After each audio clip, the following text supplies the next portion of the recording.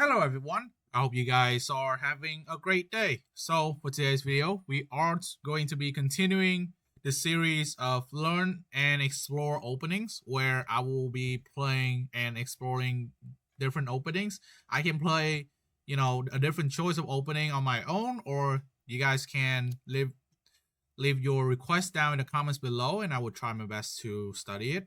But for now, let's get started. Okay, so we are continuing to get black pieces. I think I haven't got a single white pieces so far. A white game so far. So now we are going to be playing Sicilian. However, this is not going to be what I play. But okay. Now we have these Alapin. So usually the Alapin I just play d5. However, recently I have discovered something quite interesting and it's g6. Now this is the accelerated dragon setup, and turns out it's actually not bad. Now, why is that? Because sure, you're giving white the center, but apparently, I play some modern games, so you watch my videos, you probably know. But here, I think that there are some interesting option where you are definitely pressuring the center from the sides here. And see, and here I think maybe bishop g7 wasn't the best move. Maybe I could have gone d5. But in that moment we'll probably go over later in the analysis. But here after e5, this is already an inaccuracy. And the reason is we've just played d6. And now the center that white just got is kind of just gone. And now it's like white just like, oh, we just play e5. Now we have to capture, and we're going to get our queen into the game pretty quickly. I don't know what white will play here. Okay, so we have bishop to c4. That's a very interesting choice. He probably wants to sacrifice on f7. However, I don't think it works. Simply because, so let's imagine, right? My move is going to be pawn takes because this is just a free pawn. I don't see any reason why we're not taking it. So if bishop takes f7, right? King f7, then knight g5 is actually not a scary move. Why? Because usually knight e5 here goes along with knight to e6. But remember that we have a bishop, and our bishop actually covers e6. So we are fine in that situation. Now, after knight g5, if we go king e8, if queen f3 happens, what can we do? So we can block the way to f7, right? We can guard f7 by knight to h6. We could also play bishop f5, but that leads to g4, and we probably will have to lose the piece back. So I think knight a6 is probably just the way to go. So here, I think I'm just going to take. Now, there's another variation, but I didn't mention it before I make the move. So which is d5. But what happens after white plays d5? Well, if white plays d5 here, we're just going to play knight d4. And guess what? We just have a very strong knight on d4. And if white trades, well, white just effectively undouble our pawn. And yeah, but okay, knight g5 is definitely a move. And what can we do here? So we have a few options actually.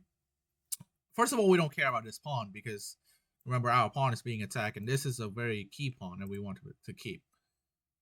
So we could play e6. We could play knight h6. Now, the more I'm thinking about, the more I'm liking knight h6. Why? Well, even though knight h6 seems like a bit of a passive move because it put the knight into the rim. The problem with going e6 is that it blocks the bishop into developing. That's number one. Number two, e6 can actually lead to d5, and it actually will force the center to be more open. And what happens with that is after bishop takes d5, now the center is a little bit more loose, and there might be also some tactics along the knight and with the knight and the queen. So we're not necessarily losing, but I really don't like it. So I'm going to play knight to h6. And I will explain that part after analyzing. I'll go over it really quick. Yeah, and now our opponent is playing d5. And that's why I didn't want to play e6. So now we just play knight to d4. And look at our knight. Our knight is very strong and healthy, and there's no pawn that can attack our knight. So essentially, our knight is just a beast on the center. The very best outpost in this position. Okay, so our opponent castle. We can just castle as well. I don't see anything wrong with this. Yeah, let's just castle.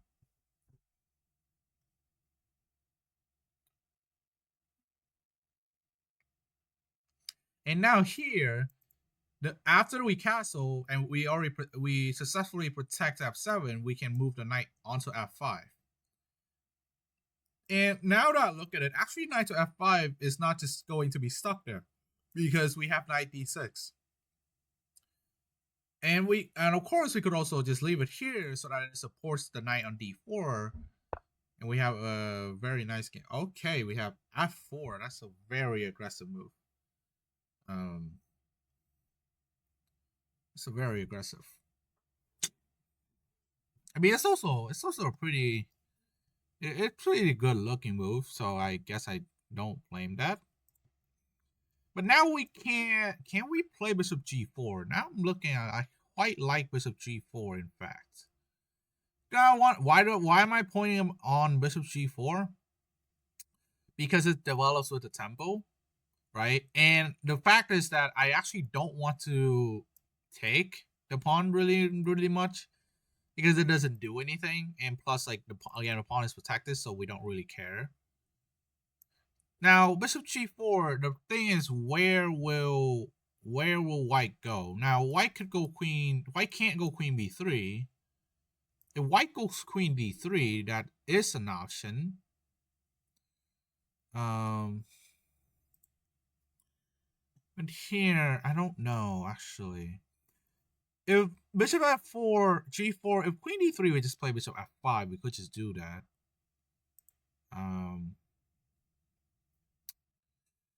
Otherwise,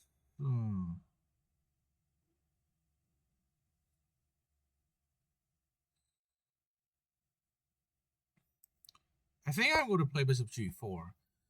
Well, I don't really, like, I can't really find a different move that is as good as bishop g4. Now, if I don't go bishop g4, what would I do? I probably would take. That's probably what I would do.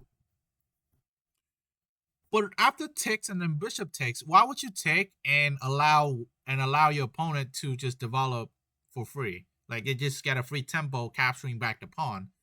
And obviously, there's also rook takes f4, which then, attacks this pawn even further. Okay, yeah, okay, so we have queen d3. So actually, wait, queen d3, we actually have something. So now we can go knight e2 and then capture on c1. But something else we can do is to go bishop f5. And what this move essentially do is, now that we are going to be playing knight c2, maybe I wouldn't want to play. Maybe it's not worth it. I mean, but taking it's a full rook, so it's probably worth it, like 98% of the time, unless there's something going on here. Again, this is what I kind of don't like to do. And the only reason I wouldn't go knight c2 is that I might want to go e4, but I don't really like e4, even though it achieves the goal of locking up this file. We kind of just threw away a lot of our advantage. So now, of course, white can block with knight e4, but guess what? If white goes knight e4, that goes perfectly into what we want. So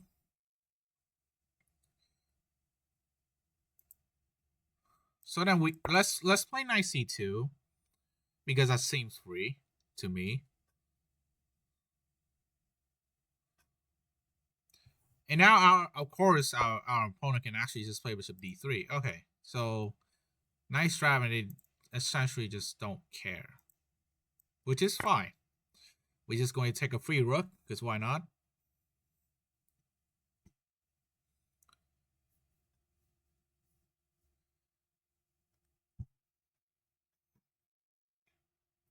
And hey, keep in mind that there's actually no g4, because our knight and our bishop are both guarding this square.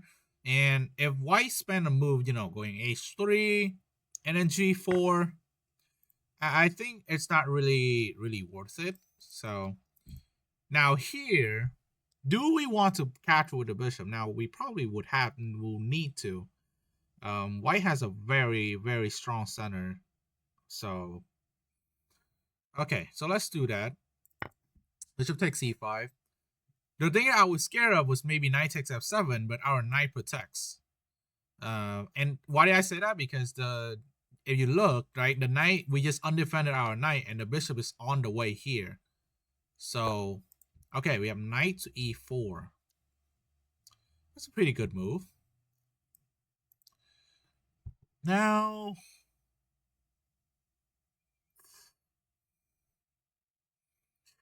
do we care? We actually don't need to care about our knight anymore. We essentially are just going to give the knight, and we're still up in exchange. Keep that in mind. But here, there's another thing where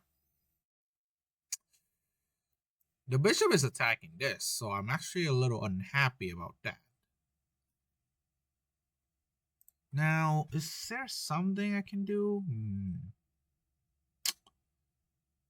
I want to go knight g4. Now, keep in mind, we only have 3 minutes, and 3 minutes in 10-0 is actually not that long. So they can't go knight g4 right away. Bishop takes, king takes.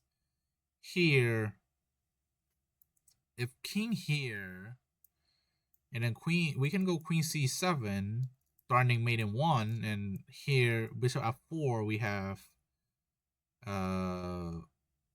have queen takes c4.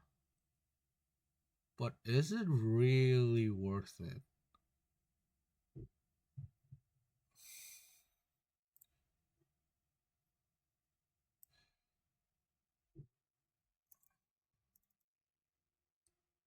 I think I am going to do it because, and I am not a GM, so my calculation is, of course, like really briefly. I'm playing bishop h2, like based on my intuition that bishop g7 might not be as good, so I didn't want to play it. But here, notice something, right? Even if the attack fails, we still have some pieces to play in the game, and I don't think it is the worst thing ever. So now let's play knight g4. And again, the reason why I could play this is because if what doesn't matter that much where white plays, we can just play this. And queen h2 is always going to be checkmate, so white has to stop it essentially. And white, the best way to stop it is probably bishop f4. Oh. Well, I did not expect that. Okay.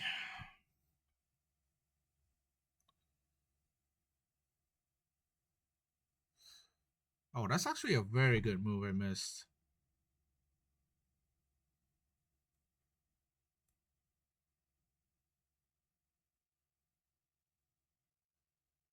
Okay. But we can still take. Now, d takes e7, we can play rook e8. Why? Because if white plays knight d6, triple forking us, we can play queen c5. So essentially we are good here. And there actually is no knight f6. I forgot really quick to check knight f6, which since our knight is on g4, there's no knight f6. Forking the king and the rook after rook e8. Okay. Now, D takes C7. I actually wanted to take the knight here, but unfortunately it doesn't work because our knight will be hanging. Um, and then we essentially are in a pin, and our rook is attack. So I didn't want to go with that route. So yeah.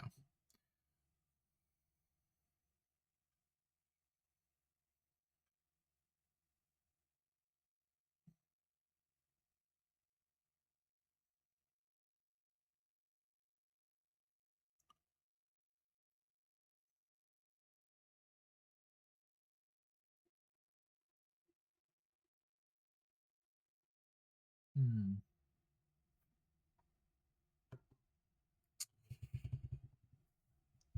This is a very.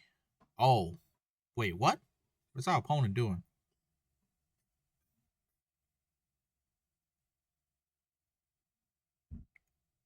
Wait, Bishop F4. Okay. Uh, that's a very interesting move. Now I could just take, of course. Do I actually want to take it? Not really. I might even just play E5. Cause takes bishop takes. What is going on? Alright, I'm gonna go E5. I'm really sus up E takes D6. And D7 is not a threat at all, so I am going to not bother with that.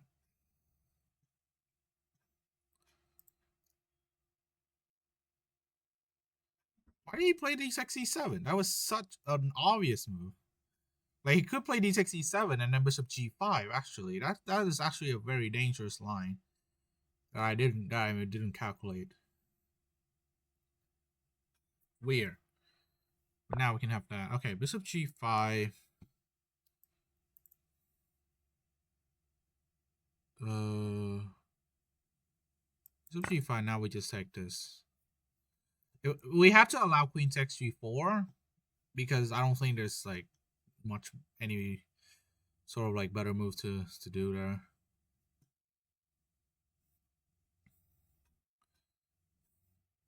The knights are like getting really scary, and I am a little skeptical about that. Again, we would really like to protect this, but I don't think it is best to do so. So let's play Bishop D3. If we can trade this, I can probably just win.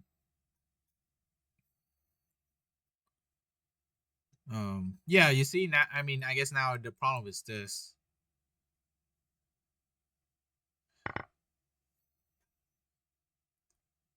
And now Rook A1, we just play F6, and I wouldn't say that we win, but we at least hold his pawn. I can hold his pawn now.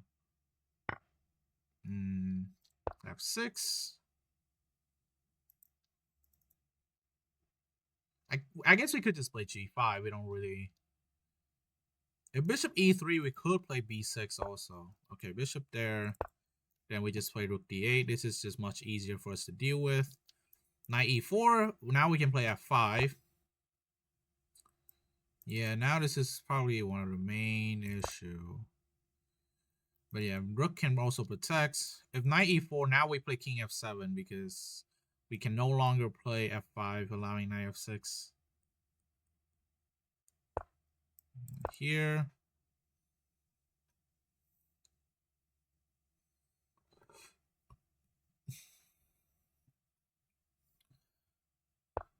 Okay, yeah. Oh, there he missed knight. He missed knight C5, which I guess he could have done it much earlier.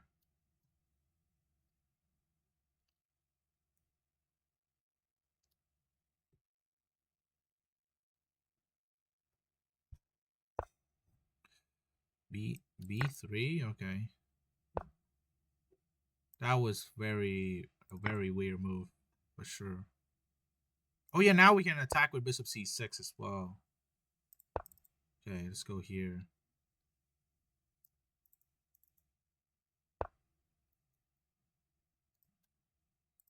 Oh, I have to play this quick.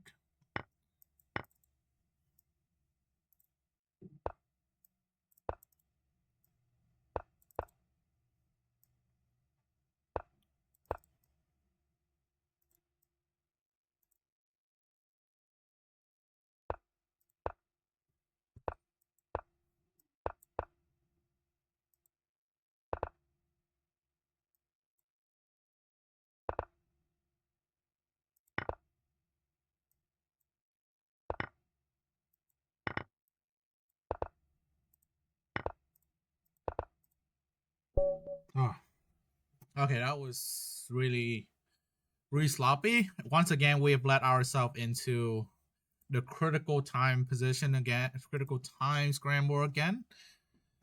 So, of course, we're winning here, but okay, let's go back to the beginning. So, what I was saying here, this is the delay Alapin. The actual Alapin is just C3, but this is the delay variation. Now, a very good and straightforward line would be D5, and after pawn takes D4, essentially, yeah, and essentially this is fine. Actually, no, you don't have to take. I play takes, but you obviously don't have to. You can just play knight to F6, and knight to A3, E6, knight B5, queen D8. This is just a line example, and you'll find this is a way to counter the Alapin. However, this is very equal, so you might not like it, right? Because this is even more equal. This is like what might want to look. However, I decided to go for this, and I don't know if it's a good option. So let's check with the engine now, right? Obviously, the mainline delay Alapin is, as you can see, knight f6. So knight f6, e5, knight d5, d4, pawn takes, and pawn takes. And this line is very well known by grandmasters. This line is very popular. And here you play d6. Just a straight up attacking the center. And the line is bishop c4 attacking the knight on b6, knight to b6, re-attacking. And then bishop b5 pinning and threatening d5. And here we have to play bishop d7. And the point of forcing bishop d7 is to take this. But here we actually don't take back, because if we take back, we go straight into what white wants. So we just play e6. And you notice this pawn, well, it can be protected with bishop f4, but do you really want to do that?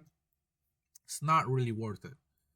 And I think bishop f4 just play knight d5, and white actually can't protect it because we just have this.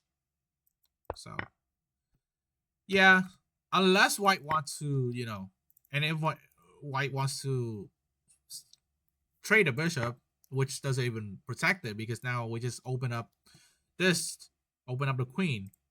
So of course you could play the mainline Alapin. However, the mainline Alapin is very theoretical, and also a lot of people would know it more. So I decided to go with sort of a weird choice.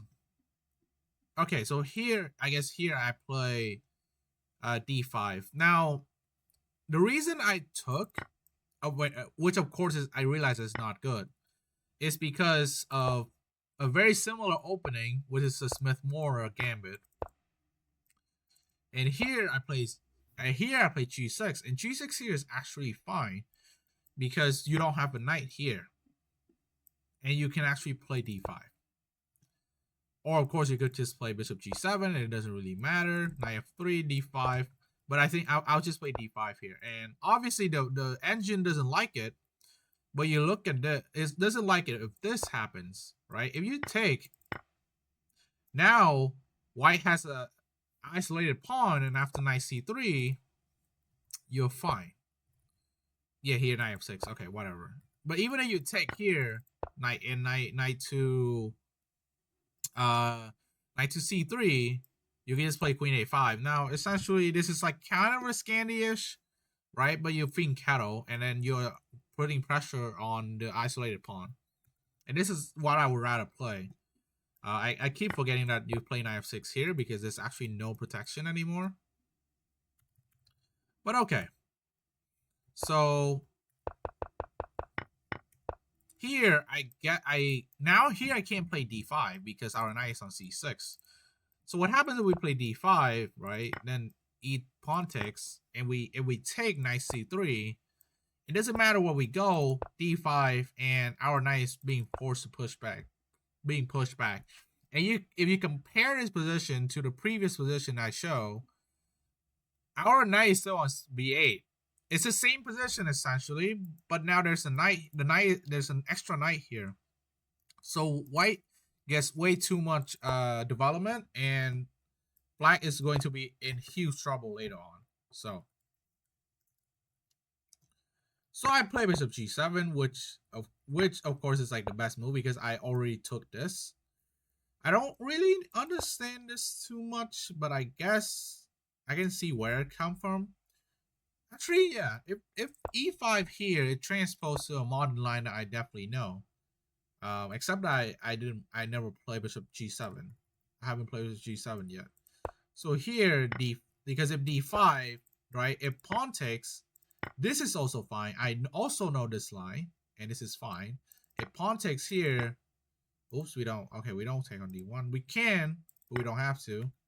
I guess these lines are almost like pretty much equivalent, but going into the endgame down a pawn, well, it depends on your taste, right?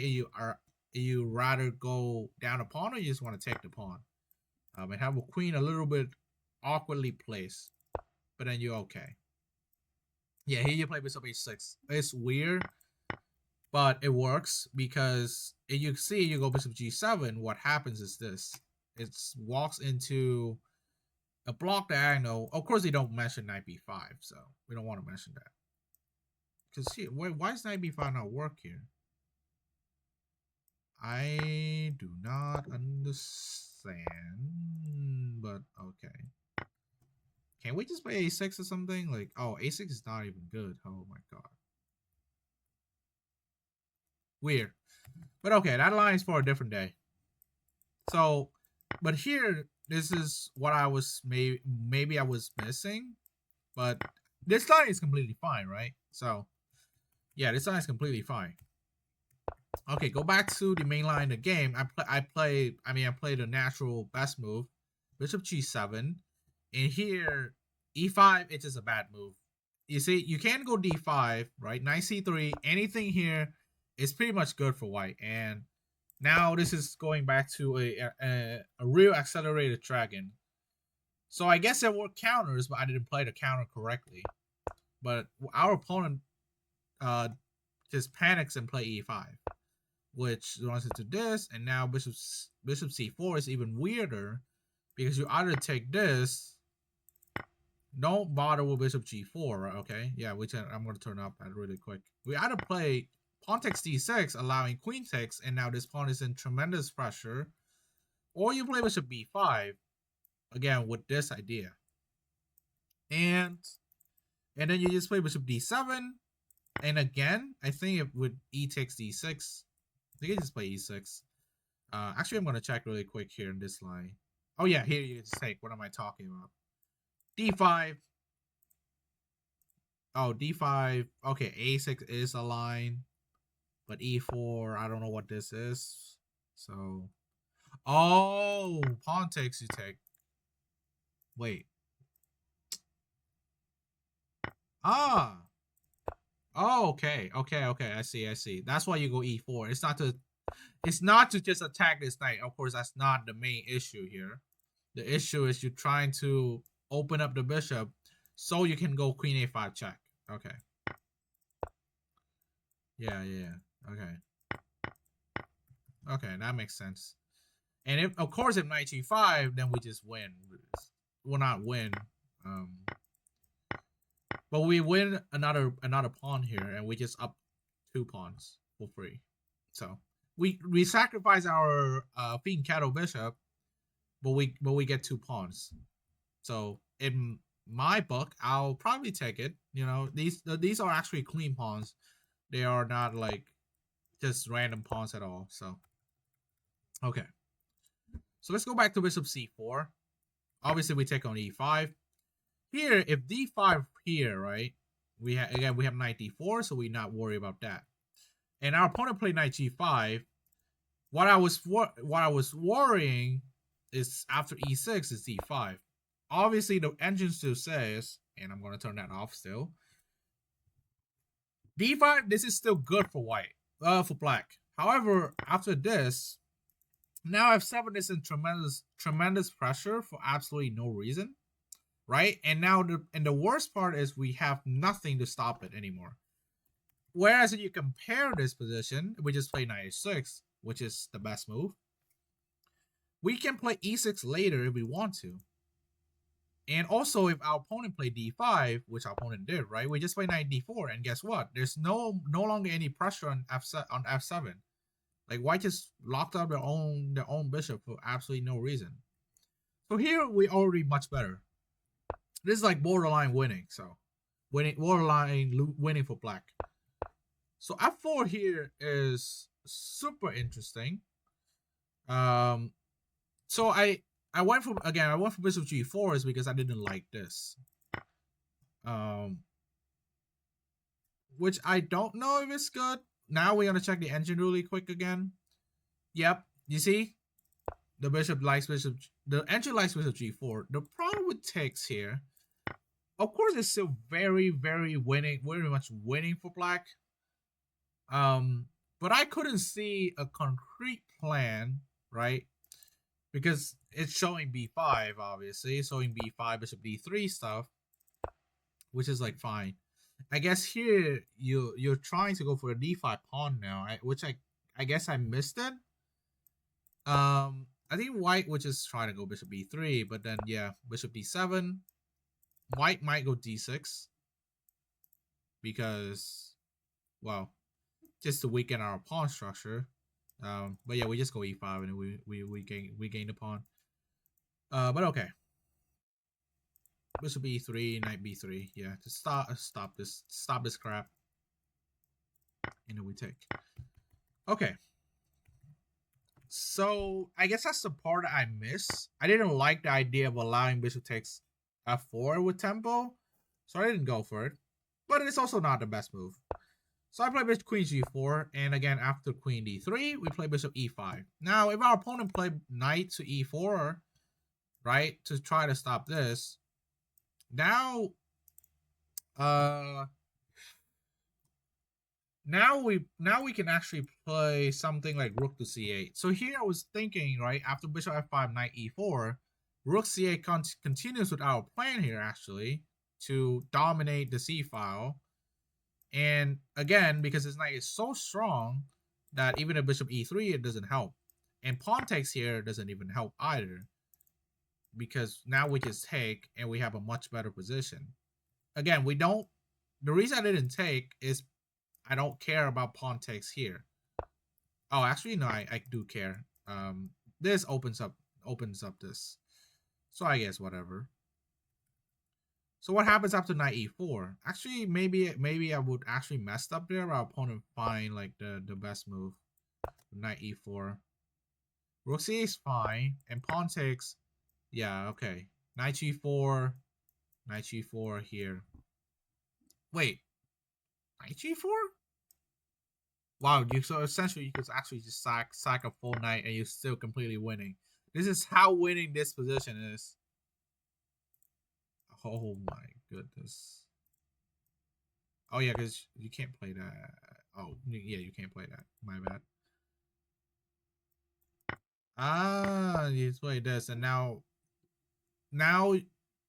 black is winning because pretty much every piece on the black side is in the game, and look at white's queen side, it's horrible. So okay, so knight c2.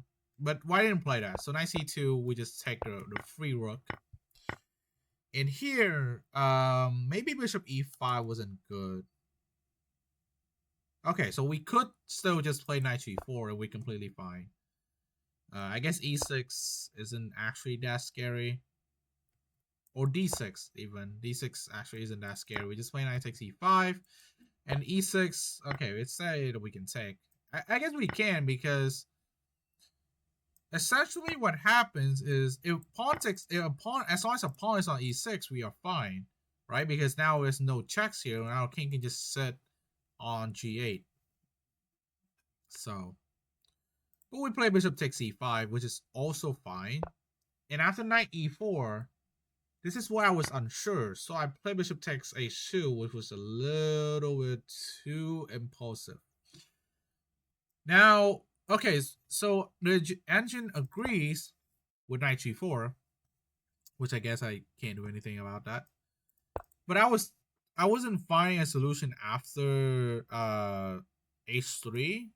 So queen b6, king h1. Okay, you just go knight e3 and forces yeah, just essentially force trade. Oh, because here you're attacking this, but after rook e1. Oh, rook e1, queen f4. You can't go rook e1, right?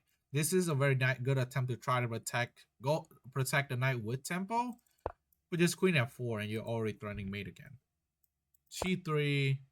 Yeah, g3 you go queen a6. Again, you have the bishop pairs are just too strong for white to be able to do anything.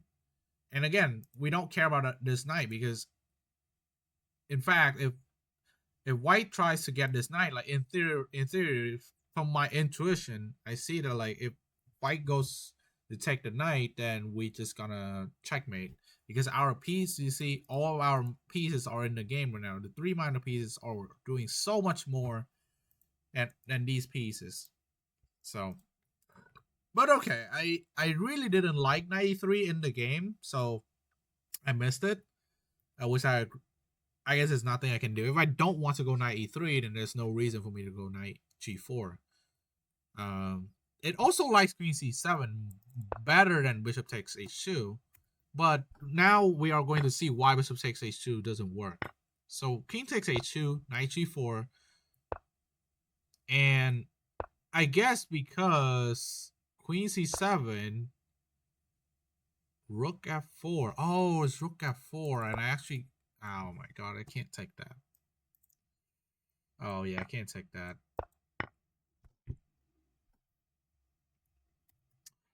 Okay, our opponent missed it and played d6. So this is actually the losing move. And I was correct. So rook f8. I guess our opponent didn't really want to play this either, huh? Bishop g5.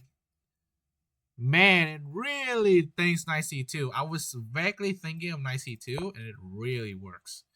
Once again, knight d6 doesn't work because we have queen c. Always have the check on c5 here. Okay, so that's why it just doesn't work. And even in this position, it just doesn't work. But our opponent played bishop f4, and we play e5. Correct.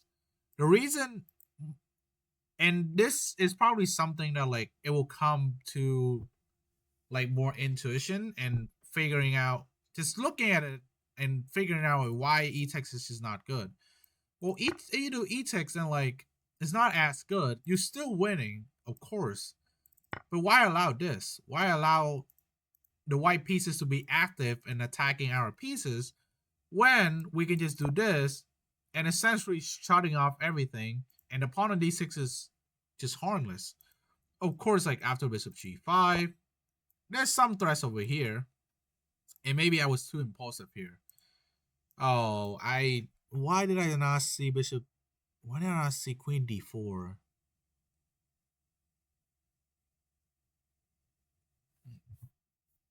I still play bishop e4, which is fine, but again, I don't really like it.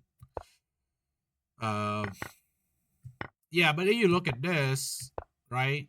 Bishop h6 is whatever, but I was talking a bit about bishop e3. What we do here is rook d8. Why b6 not good? b6 is fine too. But rook here, I did not like bishop c5, so Here, I guess bishop a3, maybe? Yeah, bishop a3 is probably fine. King here, and then rook here. I guess white can probably never push a pawn because we have a light square bishop, and there's no way for... Yeah, and we can just sacrifice a pawn. Knight takes a7, and now we are probably infiltrating this for a while. And again, rook c2 protects c6, so we are not really afraid of anything. So maybe my technique was a little bit uncertain there, and I guess the rest is just like just some conversion. I mean, it was very bad conversion by me, in fact. b3 is it's funny, so funny. Yeah, here I could just play rook d6 because I don't know, because doing this is essentially the same thing. Yeah, and I could have played this obviously, but here it's also winning because I'm up 5 pawns, so bishop doesn't really matter. I can sack the bishop and I'm still winning, completely winning. So, but yeah, the end, which is like a chaotic game, with it's a chaotic end game. I mean, I'm up 5 pawns, but essentially I didn't push any pawn because I was just pre-moving constantly, and our opponent is definitely not a fast player, so we are lucky on that. But again, we probably don't want to be running out of time getting only into a winning position and not a crushing position. And this is the difference between me and a grandmaster, where a grandmaster in this position, they probably have plenty of time. So yeah, I think this is a very good like weapon to try to play against the Alapin. Obviously, you should watch the analysis if you want to learn better on how to play against the Alapin. There are a lot of ways to play the Alapin. In fact, it is a good anti-Sicilian. However, as long as you know and learn enough Sicilian theory, white will definitely have a lot of trouble trying to play against you because you will know the moves and your opponent won't. So thank you so much for watching. Hope you guys have a good rest of your day. Don't forget to like and subscribe, and I'll see you in the next one. Peace.